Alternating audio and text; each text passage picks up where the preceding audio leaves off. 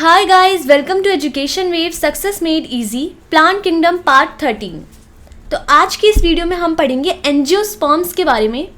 Last videos में हमने pteridophyte, gymnosperms, उनकी रिप्रोडक्शन, वो भी अच्छे डायग्राम्स के थ्रू सब कवर किया। इसमें हम देखेंगे एंजियोस्पर्म्स के फीचर्स के बारे में, कैसे ये जिम्नोस्पर्म से अलग हैं और क्या इनके रिप्रोडक्शन के मतलब अगर आप एंथर्स को ग्रो करते हैं तो उनमें भी बहुत डिफरेंसेस होते हैं, और जब आप कोई फीमेल गेमेटोफाइट लेंगे तो उसकी कैसे ग्रोथ होती है। ये दोनों अलग अलग चीज़ें हमें बहुत अच्छे से समझनी, क्योंकि इसका थोड़ा सा कॉम्प्लेक्स होता है।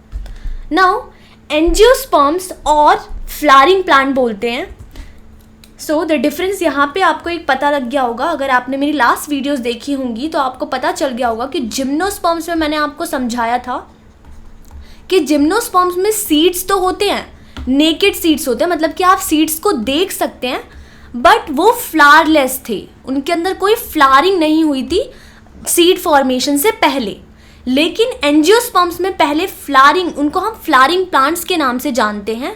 पहले इसमें फ्लावर्स बनते हैं, फिर वो फ्लावर्स जो होते हैं उनके अंदर मेल गैमीट, फीमेल गैमीट बनता है। मेल गैमीट्स जो होंगे वो पोलन ग्रेन्स बनाएंगे, फीमेल गैमीट्स जो होते हैं वो ओव्यूल्स, ओवरी जो होती है हमारे ओव्यूल्स बनाते हैं। तो ये जो पोलन ग्रेन और ओव्यूल्स का जो डेवलपमेंट है, ठीक है, इन स्पेशलाइज्ड स्ट्रक्चर्स।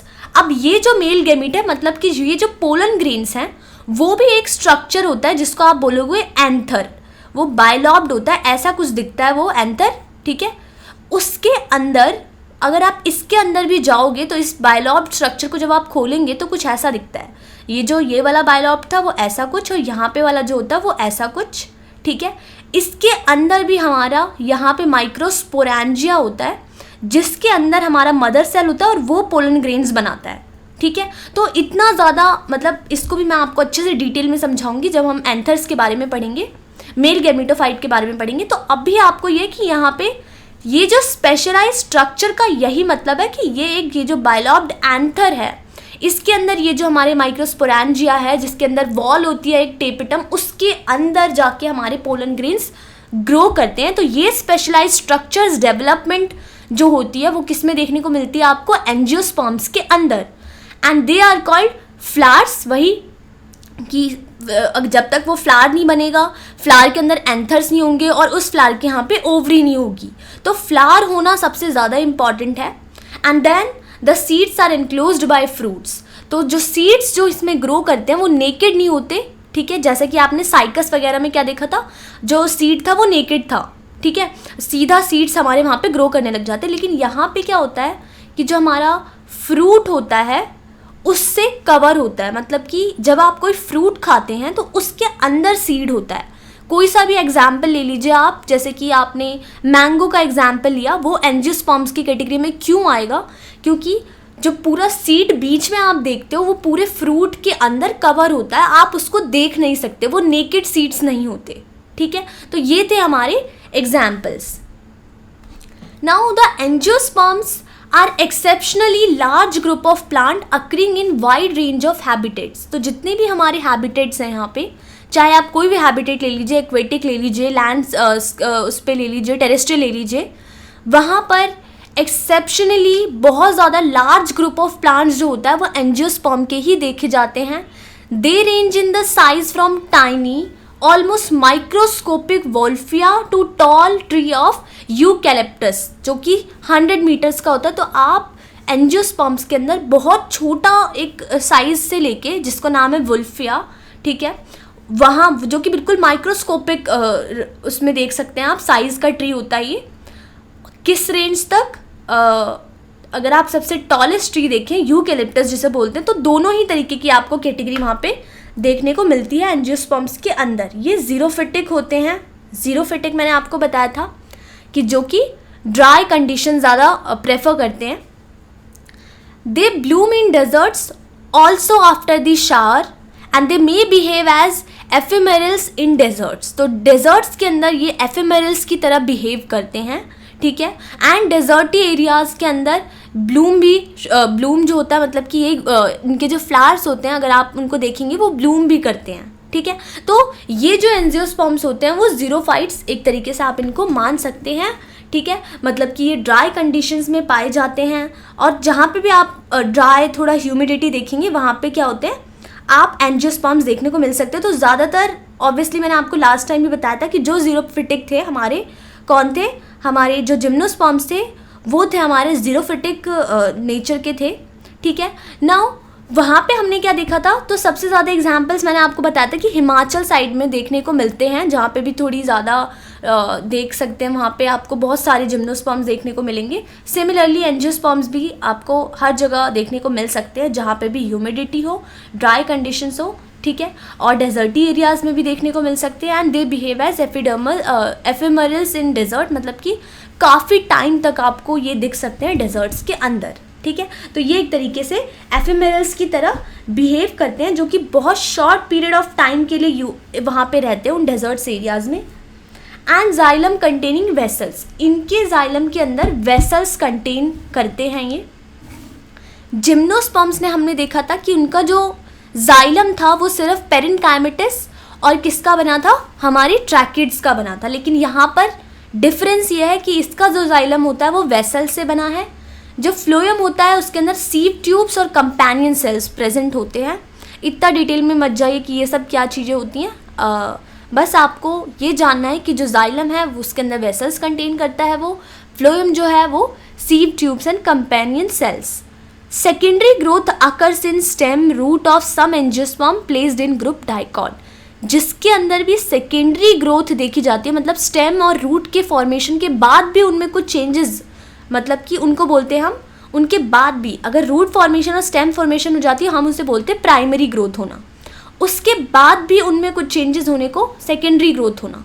तो ये एंजियोस्पर्म में जब भी देखा जाता है तो उन जिन भी प्लांट्स में हम उनको देखते हैं, हम उन्हें एक एंजियोस्पर्म की दो कैटेगरी होती है, मोनोकॉट और डाइकॉट, तो हम उसे डाइकॉट वाली कैटेगरी में डाल देते हैं।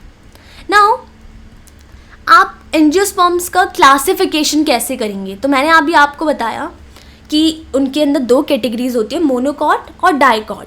तो सबसे पहले जो एंजियोस्पर्म्स होते हैं उनमें एक टर्म है यहाँ पे कॉटिलिडॉन, ठीक है। तो ये कॉटिलिडॉन होता क्या है, it basically the first step of leaf to sprout out of the seed. तो जब भी आप कहीं पे भी, फॉर एग्जांपल ये आपने एक सॉइल लिया, यहाँ पे आपने जब भी कभी आपने देखे होंगे जब हम चनों को भिगाते हैं तो उनके अंदर स्प्राउटिंग होती है, ठीक है।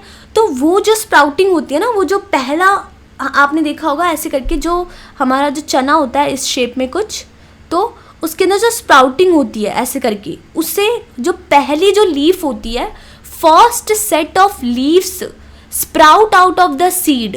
बेसिकली पहला सेट जो होता है ना लीफ का, जो उन चनों में से, या फिर कोई भी सीरियल आपने देखा, आपने बहुत सारे एक्सपेरिमेंट किए होंगे, राजमा को आप रख देते हो सोक करके पानी में, किसी कॉटन के कपड़े में बांध के काफ़ी दिन तक रख देते हो तो उसके अंदर स्प्राउटिंग हो जाती है। तो ये जो एग्जाम्पल है एक तरीके का कि उसके अंदर आप कॉटिलिडॉन्स को देखते हो, ये होता है कॉटिलिडॉन, कि सबसे पहला जो लीफ सेट आता है उसे हम बोलते हैं कॉटिलिडॉन। सिंपल सा इसका एक ये डेफिनेशन है, इसे लर्न कर लीजिएगा। It is also known as seed leaf, seed की लीफ के नाम से भी जानते हैं, बिकॉज ये सीड के अंदर से आ रही होती है, तो इसे हमने सीड लीफ बोल दिया। इसे हमने दो तरीक़ों से क्लासिफाई किया। पहला था डाइकॉटिलिडॉन्स, कि अगर किसी एंजियोस्पर्म के अंदर, मतलब आपने कभी चने देखे हैं, वही जो मैंने आपको बताया, तो चनों को जब आप बीच में से ऐसे कभी अलग करते हैं तो वो दो हिस्सों में अलग हो जाता है, ठीक है। तो सीड हैज़ टू कॉटिलिडॉन्स, तो अगर सीड के पास दो कॉटिलिडॉन्स हैं उन्हें हम बोलते हैं डाइकॉट। लेकिन कभी आपने चावल का जो हमारे पास वो होता है, चावल का अगर आप लेंगे, कोई सीरियल लेंगे, तो वो जो होता है उसे हम बोलते हैं मोनोकॉट। तो यहाँ पे देखिए एक सीड था, उसके आपने यहाँ पे दो कॉटिलिडॉन्स देखे, ये है हमारा डाइकॉट, जिसे हम क्या बोलते हैं, डाइकॉट। और मोनोकॉटिलिडॉन्स जिसके अंदर सिंगल जो कॉटिलिडॉन होता है, जैसे कि आप कभी ग्रासेस देखना, जो हमारी ग्रासेस ग्रो करती हैं वो सिर्फ ऐसे होती हैं, ठीक है।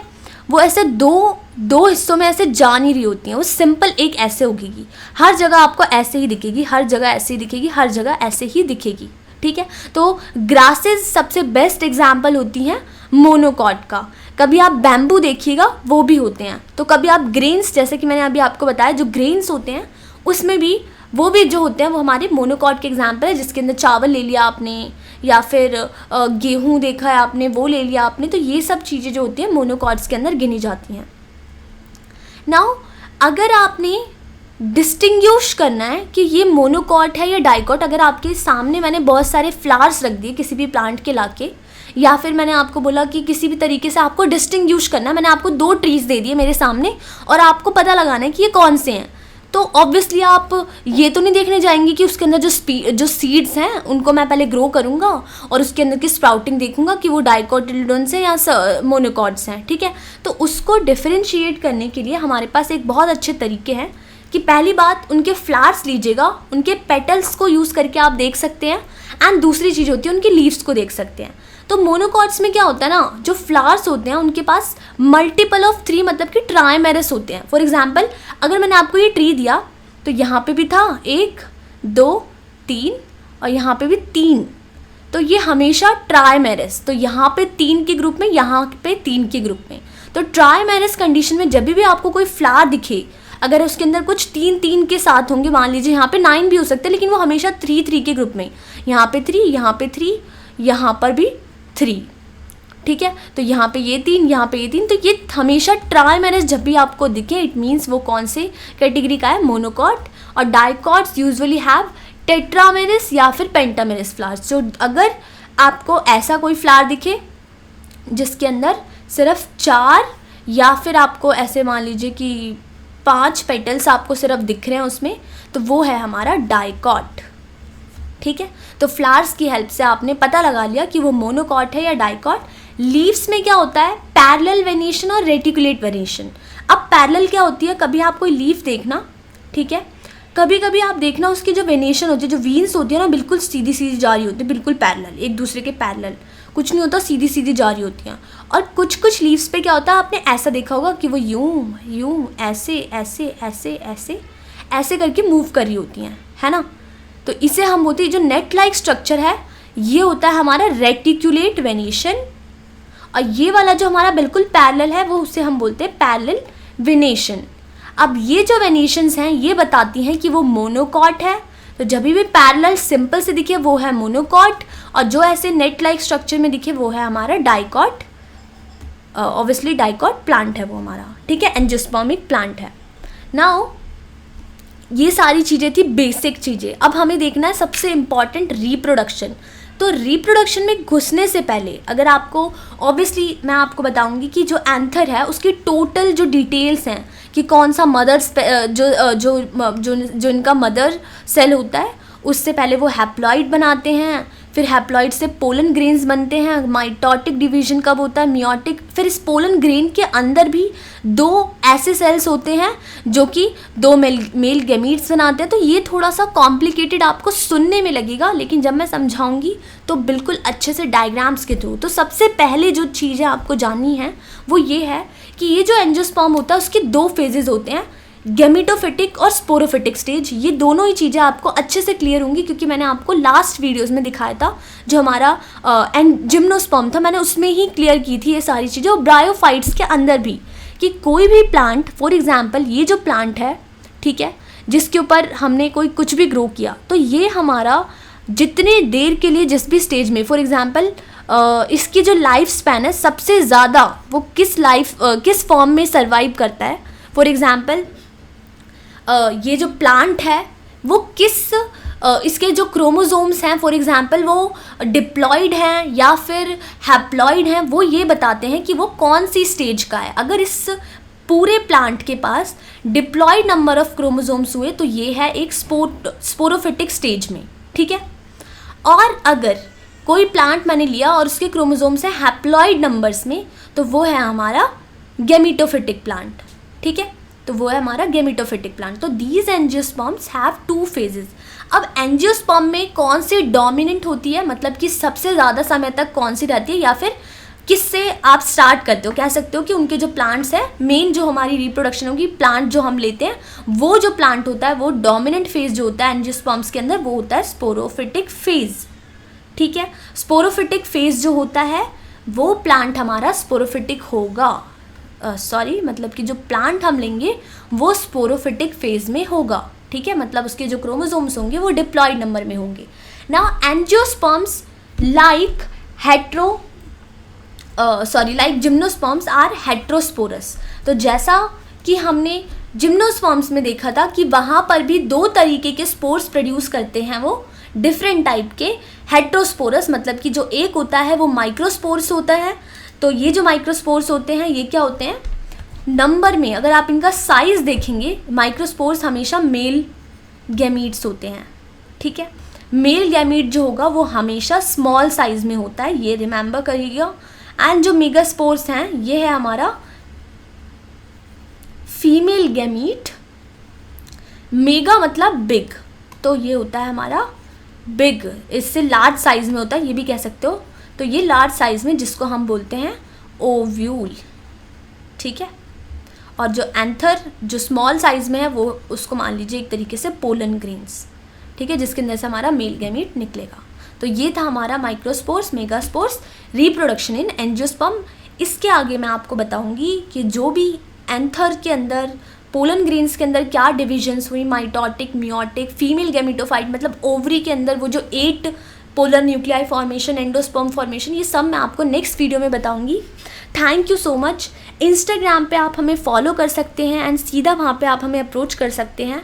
जिसको भी इस चैप्टर से रिलेटेड या फिर 11th जो हमारी क्लास है जिसके बारे में अभी तक मैंने जितनी भी वीडियोस बनाई हैं, आप उसके नोट्स हमारी वेबसाइट से ले सकते हैं। तो please do visit our website educationwave.in। बस आपको ये डालना है और बस आपको गूगल पे ये डालना है एंड सर्च करना है। हमारा जो वेबसाइट है वहाँ पे आपको नोट्स मिल जाएंगे, जितने भी चैप्टर्स हैं हमने वहाँ पे उसकी प्लेलिस्ट डाल दी है। आपको कोई प्रॉब्लम नहीं होगी, आप वहाँ से सीधा जितनी भी प्लेलिस्ट बनाई हैं वो वहाँ से देख सकते हैं। So thank you so much. जिसने भी सब्सक्राइब नहीं किया प्लीज़ सब्सक्राइब कीजिए, लाइक करना मत भूलिएगा and comment also. Thank you so much.